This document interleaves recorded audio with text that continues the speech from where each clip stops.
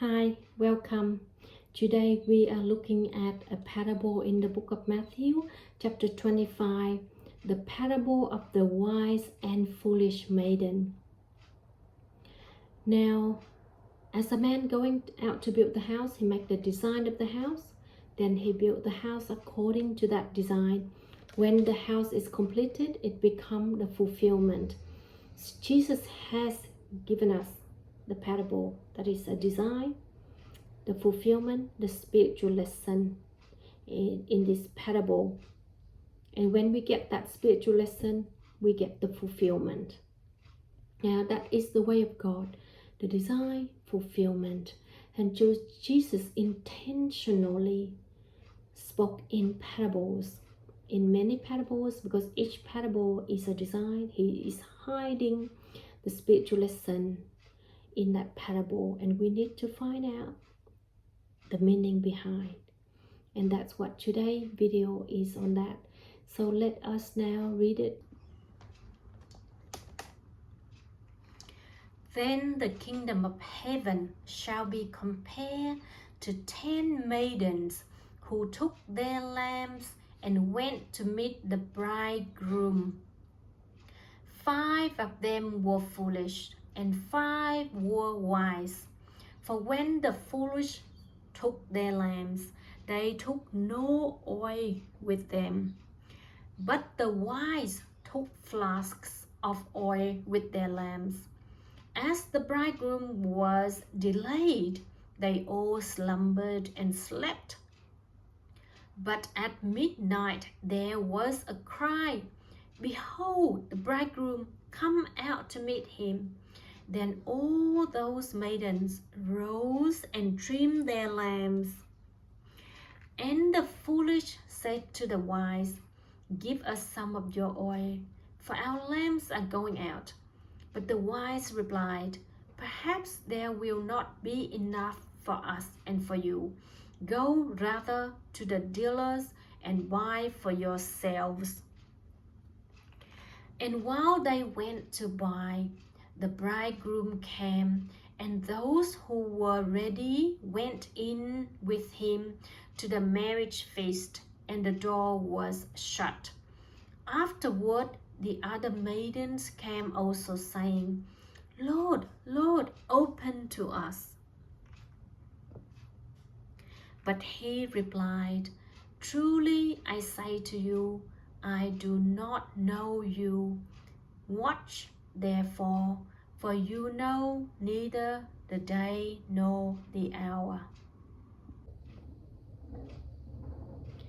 Now Jesus has spoken, and Jesus is the Word of God, and He is spoken with wisdom, and not for one generation, for all generation, for all human beings.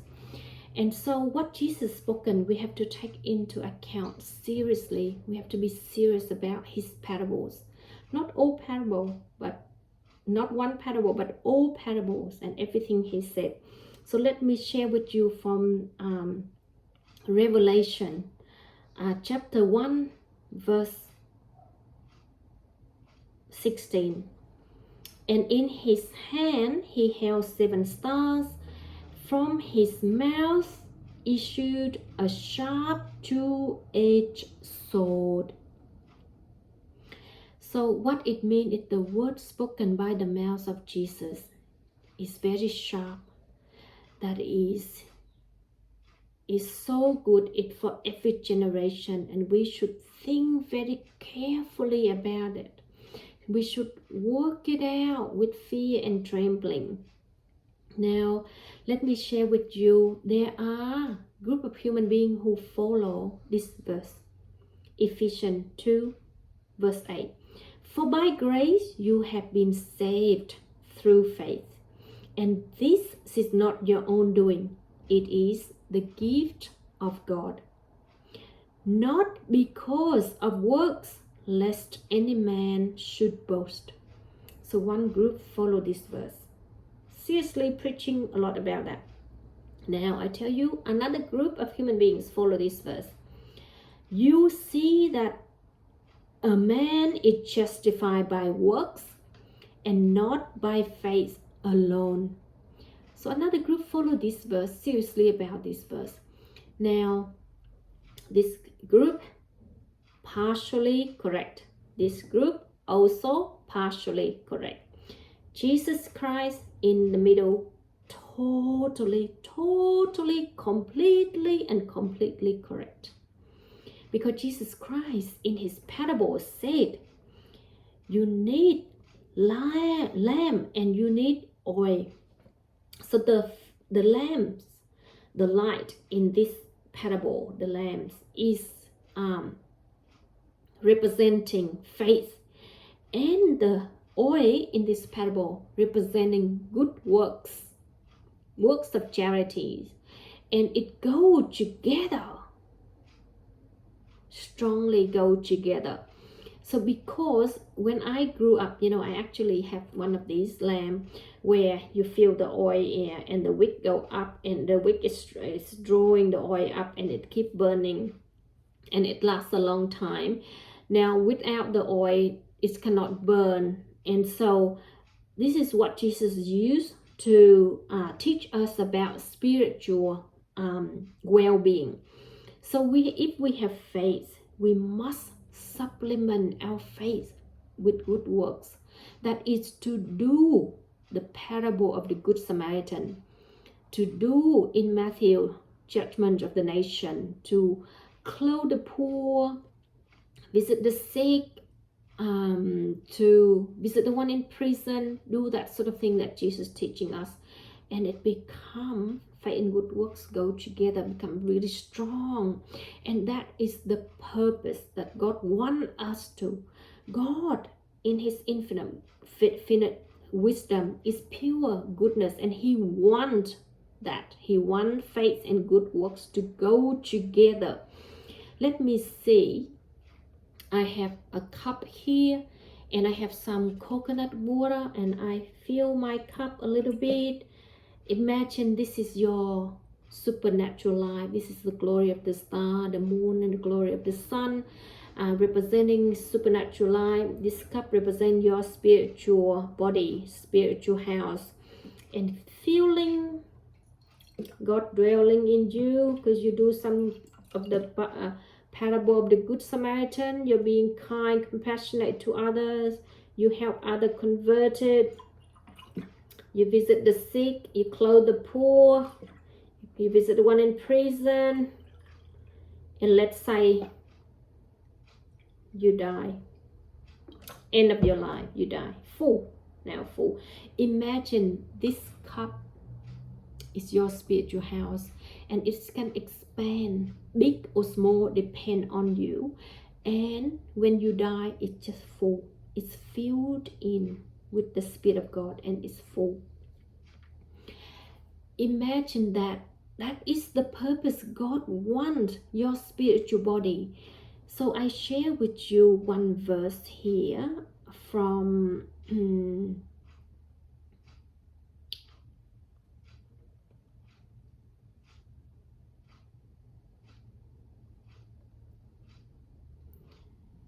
1 Corinthians chapter 3 verse 16. Do you not know that you are God's temple, and that God's Spirit dwells in you?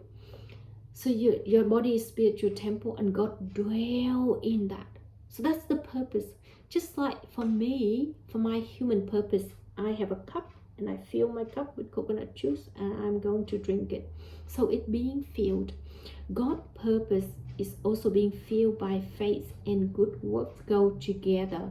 So your spiritual house being filled with the Spirit of God, when you do good works, that is work of compassion, that is Christian's works, that is Christian fruit. You do the works to help save others, to help other physically, spiritually, and God consider that as work of compassion, and he rewards you with supernatural life. So sharing with you from 1 Corinthians chapter 15, verse 40 to 41. There are celestial bodies and there are terrestrial bodies, but the glory of the celestial is one, and the glory of the terrestrial is another. There is one glory of the sun, another glory of the moon, another glory of the stars, for star differs from star in glory. Therefore, our spiritual body are meant to be clothed with the glory of the star, the glory of the moon, and glory of the sun, because God is kind and generous. He didn't want us to be just saved. He wants us to be spiritually rich. He wants to dwell in us. He wants us to be co-heir with Christ. And so we have to understand that it goes together. So this group follow saved by faith alone, because why? The thief also died on the cross, faith alone. He's saved. He just have an account with Jesus. He just have a spiritual health activated, beautiful, alive. That's it.